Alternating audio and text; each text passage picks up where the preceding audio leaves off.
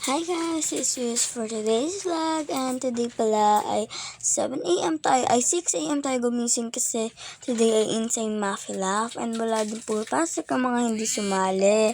So, today po pala ay PE uniform kasi Thursday.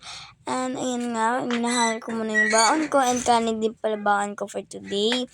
And I'm voice recording this at 10:30 p.m. Exactly. Sakto 30, diba? Pero, ayun na nga pala tayo. Ready na yung ate girl niya. Tatalian na lang ni mama. And, ayun na nga. Ready na nga yung ate girl niya. Excited nga ako. Pero, mamaya pag-uwi tayo ay haggard na.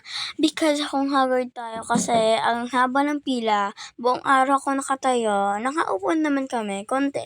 Mga ilang minuto or seconds lang, ganun. Kasi medyo madami kaming sumali sa Insane Muffy Laugh. And kaya, ganun. Pero nagtali na nga akong buhok. Pero sabi ni mama, wag na ganyan na tali. Kasi mamaya papawisan din naman ako. And pero sabi ko, pwede na to. Pero ayaw niya talaga. Sabi ko, sige na. And sabi na ko nga, malilate na nga ako. Pero sabi ni mama, in-insist niya na hahatid na lang daw ako niya. Kasi sa akin naman, mabigat kasi yung yung bag. Siya, medyo may baon kasi siya na kanin ko. Tatlong yun 1, 2, 3 na lunchbox.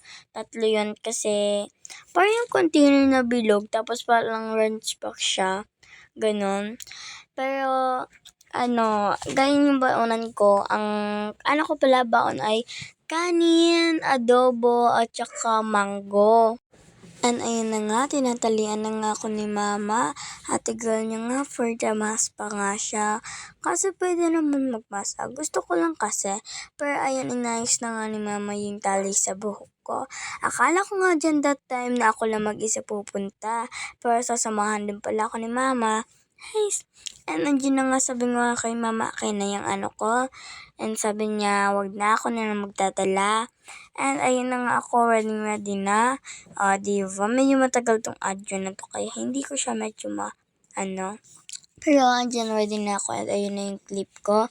Baka kasi bigla ko na naman makalimutan, kaya nilagay ko na dyan sa ID ko. And ayun, naglalakad na tayo papuntang school. Ayun na yung ate girl niya, ready na. And medyo bagyo nga dyan, kaya medyo maulan.